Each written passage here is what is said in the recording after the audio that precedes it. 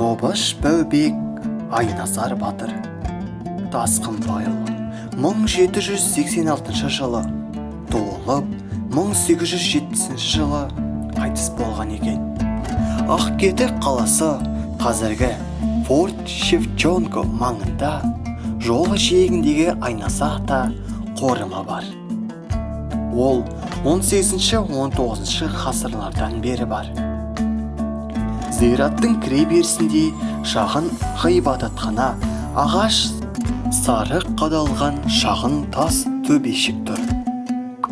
Шығыс Каспийдегі ресейлік зерттеушілердің жазылған Ресей империясының географиялық қорымы жазбалары 19 ғасырда Маңғыстау түгел дерлік қазақтар мен түріктердің қастерлейтін әулиелерінің зираттарына толы, оның әр қайсысында қада қадалған.